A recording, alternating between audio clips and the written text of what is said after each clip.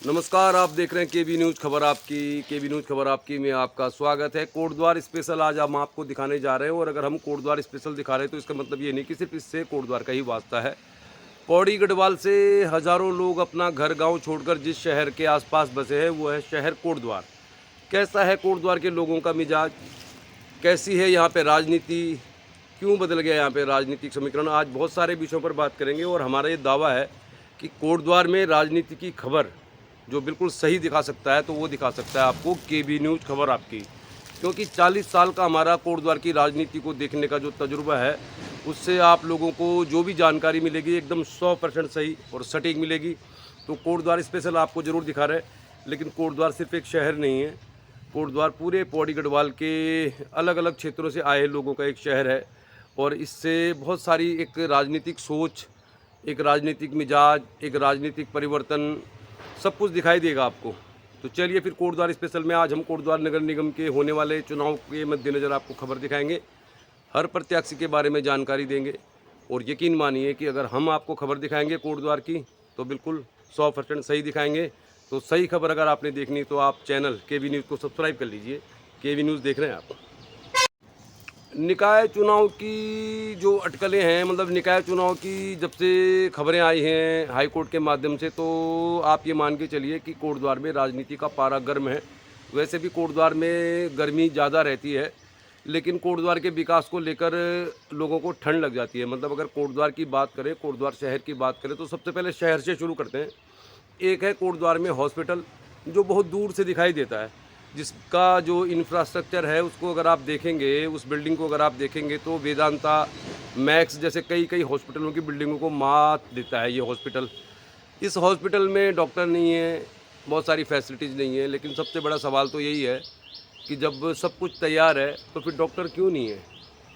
इसके जिम्मेदार कौन है? लोग सरकार चुनते हैं, जनता सरकार चुनती है तो इसी उम्मीद के साथ तो चुनती है कि भाई जो विकास है वो सरकार करेगी। बहुत सारे मुद्दे हैं, मोटर नगर का जो बस अड्डा है बनने वाला था, अब इसको बीजेपी वालों ने डुबाया या कांग्रेस वालों ने डुबाया ये तो मालूम नहीं। लेकिन नगर निगम के चुनाव में ये मुद्दा न था, न है, न होगा। तो आखिर करोड़ों रुपए की जो भूमि कोटद्वार में एक मल्टी स्टोरी कॉम्प्लेक्स जिसमें एक बस अड्डा भी बनना था, उसका जिम्मेदार कौन है? उन पर जाँच क्यों नहीं हो रही है? और अब तो हम सरकार से ही पूछेंगे ना। सरकार को 7 साल हो गए, तो कोटद्वार में जो मोटर नगर का बस अड्डा है, जो मोटर नगर का बस अड्डा एक गड्ढे में तब्दील हो चुका है। इसके जिम्मेदार कौन है? जो भी जिम्मेदार हैं सबके खिलाफ कार्रवाई होनी चाहिए, हमारा मुद्दा है। चलिए, बहुत सारी बातें हैं। आज तो निकाय चुनाव को लेकर पहले आपको एक अपडेट दे देते हैं, क्योंकि बहुत से लोग सिर्फ वही जानना चाहते हैं जो आजकल चल रहा है। तो फिलहाल आप ये मान के चलिए कि उत्तराखंड में बीजेपी की सरकार है और बीजेपी की सरकार ही तय करेगी। सरकारें ही तय करती हैं, लोगों की बात कोई नहीं सुनता। चुनाव लड़ने के बाद, चुनाव जीतने के बाद सरकारें तय करती है। तो कोटद्वार की सीट को लेकर पहले आपको ब्रेकिंग न्यूज़ देते हैं, फिर आपको बहुत सारी बातें बताएंगे कोटद्वार के लोगों के बारे में, कोटद्वार की राजनीतिक मिजाज के बारे में। तो फिलहाल तो भैया ब्रेकिंग न्यूज़ यही है कि कोटद्वार की जो मेयर की सीट है इसको ओबीसी के अंतर्गत आना चाहिए क्या?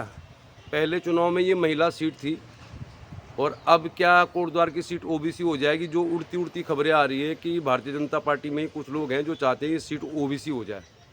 वो लोग क्यों चाहते हैं? क्या ये सीट ओबीसी होगी? इसको तो अब 2-3 दिन के बाद मालूम चल जाएगा, या कुछ दिन बाद मालूम चल जाएगा। क्योंकि इसीलिए अभी तारीखें डिक्लेयर नहीं हो रही हैं, क्योंकि सरकार ये चाहती है कि जितने भी निकाय हैं या महानगर हैं, हल्द्वानी, देहरादून जैसे, तो सरकार की एक छवि बनी रहे। 2027 तक जो चुनाव होने उन तक काम आएंगे वो तमाम लोग। अगर सिटिंग जो मेयर हैं या महापौर बनेंगे, जो महानगरों में मेयर बनेंगे, तो वो लोग काफ़ी कुछ संदेश देने का कोशिश करेंगे कि भाई किसकी चल रही है, सरकार की चल रही है, विपक्ष की चल रही है। चलिए, फिर कोटद्वार में भी फिलहाल जो 6 कैंडिडेट हैं जिनके बारे में हमने आपको बता दिया था, कांग्रेस से फिलहाल 2 कैंडिडेट ही हाईलाइट हैं। ऐसा लग रहा है कि कोटद्वार की जो प्रथम महिला महापौर रही हेमलता नेगी, उनके चुनाव लड़ने को लेकर वैसे स्पष्ट तौर पर तो नहीं कह सकते, पर फिलहाल मोटा मोटा ये मान के चलिए 6 कैंडिडेट हैं। 2 कांग्रेस में जो हैं वो दोनों ही महिला हैं, अच्छी बात है, गीता नेगी और रंजना रावत। और 4 कैंडिडेट जो बीजेपी से हो सकते थे उनमें संभावित पूर्व विधायक शैलेंद्र रावत के अलावा वीरेंद्र रावत, राजगौरव नौडियाल और सुमन कोटनाला। लेकिन जो खबर आ रही है, जो ब्रेकिंग न्यूज़ आ रही है, उसको देखकर तो लग रहा है कईयों के अरमानों में पानी फिर जाएगा। अगर कोटद्वार की सीट हो गई ओबीसी तो बीजेपी से कौन लड़ेगा चुनाव? और क्या अनिल बलूनी जो लोकसभा के प्रत्याशी रहे, उनका कद इतना बड़ा है कि उनकी सहमति के बिना कोटद्वार में मालूम नहीं चल पाएगा कि कौन लड़ेगा मेयर का चुनाव, सीट रिजर्व होगी या नहीं। तो ये आप मान के चलिए कि उत्तराखंड में अनिल बलूनी के प्रवेश के बाद वो बीजेपी के सबसे, मैं उसे दमदार भी नहीं कहूँ, लेकिन ये ज़रूर कहूँगा कि वो इस तरह के नेता हैं कि सारी राजनीति उनके आगे पीछे ही घूम रही है। और अब अनिल बलूनी की भी इसमें बहुत बड़ी भूमिका हो सकती है कि किसको टिकट मिलेगा। और कांग्रेस पार्टी के लिए प्रचार की कमान संभाल सकते हैं गणेश गोदियाल। तो दो बड़े नेता जिनके चुनाव का फैसला ईवीएम में कैद है, वो तय कर सकते हैं कोटद्वार में जो मेयर की सीट है। मतलब सरकार ये तय कर सकती है कि सीट ओबीसी होनी चाहिए या नहीं होनी चाहिए। और निश्चित तौर पर कोटद्वार में मेयर का प्रत्याशी कौन होगा या कोटद्वार की सीट ओबीसी होगी या नहीं होगी, तो इसमें अनिल बलूनी की भूमिका भी बहुत बड़ी हो सकती है। ये असली खबरें हैं जो हम आपको दिखा रहे हैं। जो लोग आप बहस करते रहते हैं गली मोहल्ले में, वो कोई मैटर नहीं है। राजनीति एक बहुत गहरा खेल है। और जैसे कहते हैं कि राजनीति जो है इसको बड़े लोग खेलते हैं, चालाक लोग, और मूर्ख लोग इसमें बहस करते रहते हैं। और जैसा कोटद्वार भाबर में भी करते ही रहते हैं, हर गली मोहल्ले में, हर नुक्कड़ में आपको दिखाई देंगे। तो भैया कुछ भी नहीं कह सकते अभी किसको टिकट मिलेगा। लेकिन हम ये ज़रूर कह रहे हैं कि जो 6 के 6 दावेदार हैं वो पार्टियों के नेता हैं। मतलब उनको पार्टियों का सिंबल चाहिए, वो जनता के नेता नहीं है। जनता के मुद्दों पर कभी इन नेताओं को आपने सड़क में धरना देते, प्रदर्शन देते या अनशन करते हुए नहीं देखा होगा। जबकि कोटद्वार में इतनी सारी समस्याएं हैं, लालढांग मोटर मार्ग, कणवाश्रम, मालन पुल, मेडिकल कॉलेज, हेल्थ, एजुकेशन, सारे मामलों में कोटद्वार पूरी तरह से पिछड़ा हुआ है। लेकिन जो नेता दौड़ में हैं उनमें से कोई ऐसा नहीं है जो अपने दम पे चुनाव लड़के दिखा दे कोटद्वार में। और हम तो ये चाहते हैं कि इतना छोटा शहर है, अपने दम पे चुनाव लड़ो। टिहरी में भी तो बॉबी पवार ने चुनाव लड़ाई है, लेकिन ऐसा होगा नहीं। अब चूँकि हम चैनल चलाते हो, हम भी उन्हीं को दिखाएंगे जो चुनाव लड़ेंगे। तो कौन दो प्रत्याशी होंगे बीजेपी कांग्रेस के, उनके बीच ही मुकाबला होना है। और हमारा जो चैनल है, अक्सर आपने सुना होगा जब लोग अपना वीडियो डालते हैं तो लोग यही कहते हैं कि मैं ये हूँ, आप देख रहे हैं मेरा चैनल। हमने ये बात आपको कभी नहीं कही, क्योंकि हमारा जो चैनल है वो कोटद्वार का चैनल है, पहाड़ का चैनल है, उत्तराखंडियत का चैनल है, उत्तराखंड का चैनल है। तो ये बात आपको कभी नहीं सुनने को मिलेगी कि मैं आपसे कहूँ कि मैं हूँ मेहरबान सिंह नेगी और आप मेरा चैनल देख रहे हैं। ये जो चैनल है ये कोटद्वार की आवाम का चैनल है। कोटद्वार में विकास होना चाहिए, पौड़ी गढ़वाल में काम होना चाहिए, हमारा यही मानना है। फिलहाल कोटद्वार में निकाय चुनाव को लेकर सबसे ताज़ा अपडेट यही है कि सीट को रिज़र्व कराने की कोशिश की जा रही है। और इसमें दो चीज़ें हैं, एक तो रिज़र्व होने से जिनके मेयर बनने की संभावना है उनको फ़ायदा है। और उनका तर्क संभवतः ये होगा कि अगर सामान्य सीट होगी तो इसमें सामान्य सीट में बीजेपी में 4 उम्मीदवार हैं। पूर्व विधायक शैलेंद्र रावत हैं और सुमन कोटनाला हैं, राजगौरव नोडियाल हैं, वीरेंद्र रावत हैं। ऐसा ना हो कि सीट सामान्य हो तो आपस में सिर फुटप्पल हो जाए, जैसे 2017 में हुई थी। 2017 के चुनाव में क्या हुआ, दिलीप रावत की पत्नी को चुनाव में टिकट दे दिया बीजेपी ने, और सुरेंद्र सिंह नेगी की पत्नी को टिकट मिल गया कांग्रेस से। और बाजी में जो आ गए, मतलब दो दौड़ में आ गए, वो आ गए विभा चौहान।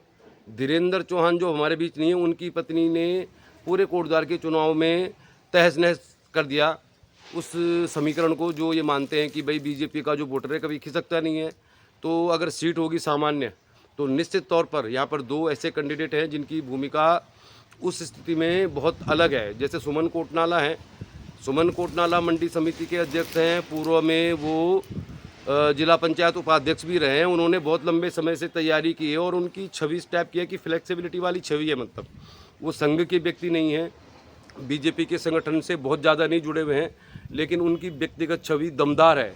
तो अगर सीट होगी सामान्य और नहीं मिलता है सुमन कोटनाला को टिकट, तो क्या वो धीरेन्द्र चौहान की तरह भूमिका निभा सकते हैं कोटद्वार में? ये हमारा अपना एक सवाल है, क्योंकि 2-3 सालों से हम देख रहे हैं कि वो काफ़ी जगह जा रहे हैं 3-4 सालों से। बाकी जो अन्य कैंडिडेट हैं वो पार्टी के सिंबल पे डिपेंड है, चाहे गीता नेगी हों, चाहे रंजना रावत हों, चाहे राजगौरव नोडियाल हों, चाहे शैलेंद्र रावत हों, चाहे वीरेंद्र रावत हों। इन 5 कैंडिडेटों को पार्टी का टिकट चाहिए, सिंबल चाहिए, उसके बिना पॉसिबल नहीं है कि वो चुनाव लड़ेंगे। लेकिन एक कैंडिडेट ऐसे हैं ज़रूर, हमारे यहाँ आंकलन है, अगर सीट होगी सामान्य और सुमन कोटनाला का टिकट करता है और कुछ जातिगत फैक्टर इस तरह से बैठ जाता है कि तीसरे की संभावना बनती है, तो जिस तरह से उन्होंने तैयारी की है, मैंने उनसे बात नहीं की है, मेरे मित्र भी है, मतलब परिचित है, लेकिन मुझे ऐसा लग रहा है कि उनकी वो 2027 तक का इंतज़ार नहीं करेंगे। अगर कोई नेता लंबे समय से तैयारी कर रहा हो उत्तराखंड में या कोटद्वार में मेयर के चुनाव की, तो 2027 में क्या हो जाएगा। राजनीति में तो आप कह नहीं सकते कि किसकी सत्ता कब तक रहेगी, इसीलिए ज़्यादातर जो राजमाई इस चीज़ की है कि कोटद्वार में जो भी नेता सक्रिय हैं, जिनको राजनीति में भविष्य बनाना है, जिन्होंने राजनीति में काफ़ी समय दिया है, काफ़ी पैसा खर्च किया है, तो वो इसी चुनाव में अपना हिसाब किताब कर लेना चाहते हैं। वो चाहते हैं इसी चुनाव में मौका मिल जाए तो बहुत बढ़िया है, और हम भी यही चाहते हैं। जो भी लोग कोटद्वार में राजनीति में सक्रिय हैं, विधायक बनने का सपना देख रहे हैं, तो उसका पहला रास्ता मेयर ही है। स्वाभाविक तौर पर जिस भी पार्टी का जो भी कैंडिडेट मेयर बनेगा, तो उसकी जो भूमिका है 2027 में विधानसभा चुनाव को लेकर बहुत बड़ी हो जाएगी। बीजेपी में इस बात की बहुत सारी मतलब स्पष्ट जानकारी है कि अनिल बलूनी जिस तरह का उनका कद है, मतलब उत्तराखंड के कई नेताओं की भूमिका शून्य हो गई। त्रिवेंद्र रावत भी चाह रहे थे कि पौड़ी गढ़वाल संसदीय सीट से टिकट मिले उनको। तीरथ सिंह रावत भी 6-7 महीने से मोदी जी के गुणगान करते करते थक गए, मगर उनको टिकट नहीं मिला। रमेश पोखरियाल निशंक जो हरिद्वार में 2 बार सांसद रहे, तो निश्चित तौर पर इन 3 लोगों की उम्मीदों को झटका लगा है, क्योंकि त्रिवेंद्र सिंह रावत पौड़ी गढ़वाल से चुनाव लड़ना चाहते थे, उनको हरिद्वार से चुनाव लड़ना पड़ा। वहाँ पर क्या कुछ होगा वो मैटर 4 जून का है। अब हम कोटद्वार पर ही फोकस कर रहे हैं। लेकिन ये मान के चलिए आप, कई नेता चले गए हाशिए में, मतलब कई नेताओं को हाशिए में खड़ा कर दिया है अनिल बलूनी ने। उनका ये कद है, उनकी अपनी पार्टी में ये कद है, लोगों में उनका कद कितना है, लोगों की वो कितनी पसंद है, ये तो 4 जून को मालूम चलेगा। लेकिन फ़िलहाल ऐसा लग रहा है, कोटद्वार की बात करूं मैं, वैसे तो पूरे उत्तराखंड में ही चुनाव होने, लेकिन कोटद्वार में निकाय चुनाव को लेकर सीट रिजर्व होगी या नहीं, किस प्रत्याशी को ही फाइनल किया जाएगा। मुझे लग रहा है इसमें बहुत बड़ी भूमिका होगी अनिल बलूनी की। और अगर वो गुणा भाग और देख रहे होंगे कहाँ से किसने कितना काम किया, कैसे काम किया, तो फिर मामला बड़ा मतलब पेचीदा है, और इसको लेकर हम कुछ नहीं कह सकते। और निश्चित तौर पर अगर कांग्रेस पार्टी से जिसको भी टिकट मिलेगा, तो गणेश गोदियाल इस समय कांग्रेस पार्टी के सबसे बड़े नेताओं में शुमार हो गए हैं, तो गणेश गोदियाल की भूमिका बहुत बड़ी हो जाएगी उस प्रत्याशी के लिए जिसको टिकट मिलेगा। टिकट दिलाने में भी क्या उनकी भूमिका होगी, इसको लेकर मैं नहीं कह सकता, हम नहीं कह सकते केबी न्यूज़ के माध्यम से। तो आप देख रहे हैं कोटद्वार स्पेशल, चुनाव की सरगर्मियां जारी हैं, मौसम गर्म है, राजनीति का भी पारा चढ़ रहा है, लेकिन कोटद्वार की बात हो नहीं रही है। सच बात तो ये है कि लोकसभा चुनाव में बड़े बड़े नेता है बीजेपी के भी, लेकिन कोटद्वार की बात किसी ने नहीं की। मतलब कोटद्वार तो बिल्कुल गायब ही था मुद्दे से, और कोटद्वार ऐसे ही गायब नहीं रहेगा, क्योंकि हम लोग चाहते हैं कि कोटद्वार एक ऐसी जगह है जहाँ पे विकास की अथाह संभावनाएं हैं। पूरे पौड़ी गढ़वाल के लोग कोटद्वार इसलिए आए थे कि उनको अच्छी शिक्षा, अच्छा स्वास्थ्य मिलेगा और उनके बच्चों का कैरियर बनेगा। लेकिन वर्तमान जो परिस्थितियाँ हैं उसके हिसाब से साफ तौर पर हम तो ये कहना चाहते हैं कि कोटद्वार में जितने भी पब्लिक स्कूल हैं, वहाँ पर अगर आप अपने बच्चे को टाई बेल्ट पहना के भेज रहे हैं और दिन भर आप कुछ ना कुछ कर रहे हैं, मतलब कोटद्वार के लोगों को ये आदत होगी राजनीति में बहस करना। अब महिलाओं की भी एक बहुत बड़ी संख्या है जो राजनीतिक तौर पर अपना कुछ मतलब वो शायद दिखाना चाहते होंगे, लेकिन कोटद्वार में एजुकेशन का स्तर ऐसा नहीं है कि जो आपके बच्चों को रोज़गार दिला देगा। तो इसलिए कोटद्वार में अगर विकास होगा, यहाँ पे इंस्टीट्यूट खुलेंगे, लाल डाक मोटर मार्ग बनेगा, कोटद्वार एक ऐसी जगह बनेगी जहाँ पे अच्छी सड़कें होंगी, अच्छा स्वास्थ्य होगा, अच्छी शिक्षा होगी, तो ही आपके भी पीढ़ी का भला होगा। वरना जो हालात है, तो फिर 2 कैंडिडेट चुनाव लड़ेंगे, और वो लड़ेंगे चुनाव जिनकी पार्टी में पकड़ होगी, जिनके पास धनबल भी होगा, और यही चलता रहेगा। इसलिए बदलाव सिर्फ आप ला सकते हैं। सांसद भी आपने वोट दिया है, विधायक भी आपने बनाना है, मेयर भी आपने बनाना है, तो उम्मीद करते हैं कि जो कोटद्वार की बात करेगा उसको चुनेंगे आप, और हम भी यही चाहते हैं। कोटद्वार की खबर होगी तो हम दावे के साथ करें कि हमसे बेहतर आपको कोई नहीं दिखाएगा। फ़िलहाल मामला फंसा हुआ है, कोटद्वार की सीट को ओबीसी करने के प्रयास में कुछ बीजेपी के नेता जुटे हुए हैं। अब इसमें बीजेपी का फ़ायदा है, उन नेता का फ़ायदा है। चुनाव में क्या धनबल चलेगा, क्या टिकट लेने के लिए पार्टी फंड में पैसा देना पड़ेगा, बहुत सारे मामले हैं। लेकिन कम से कम 50 लाख से 1 करोड़ का चुनाव है ये, और जिन लोगों के पास इतना पैसा है चुनाव तो वही लड़ पाएंगे। लेकिन कौन जीतेगा इस पर हमारी नज़र है। देखते रहिए आप, कोटद्वार की खबर होगी तो खबर बिंदास दिखाएंगे आपको, और हम खबर बिंदास ही दिखाते हैं। 1-2 लोग मेरे फेसबुक पेज में कह रहे थे, कमेंट कर रहे थे कि आप चुनाव लड़ लो। भाई ऐसा है, जिसका काम उसी को साजे। हम तो यही काम कर सकते हैं कि आपको खबर दिखा सकते हैं, और ये काम हम आपको ज़रूर करते रहेंगे। जिनको चुनाव लड़ना है वो चुनाव लड़ें, वो कितने सही हैं, क्या उनकी स्थिति है, हम आपको दिखाएंगे। चलिए फिर आज के लिए इतना ही, कल मिलेंगे किसी और खबर के साथ। चैनल को सब्सक्राइब कर लो यार, थोड़ा कम ही आपका ही चैनल है। मैंने कभी नहीं कहा आपसे कि मेरा चैनल है, ये हमारा कोटद्वार का चैनल है। कोटद्वार भाबर की खबरें हम दिखाते हैं आपको, खेल, राजनीति, मनोरंजन, सामाजिक सरोकारों की। खेल आजकल कुछ हो नहीं रहे। एक टूर्नामेंट चल रहा है कोटद्वार भाबर के MKVN जो स्कूल है वहाँ पर एक 2020 का क्रिकेट टूर्नामेंट चल रहा है और बाकी तो खेल गतिविधियाँ गर्मियों में कम ही रहती हैं। अब कोई मनोरंजक कार्यक्रम भी हो नहीं रहा है, तो रामलीला हो, खेल हो, सामाजिक सरोकारों से जुड़ा विषय हो, तो कोटद्वार की खबर मतलब KB न्यूज़। चलिए फिर कल मिलेंगे किसी और खबर के साथ। दे रहिए KB न्यूज़, खबर आपकी।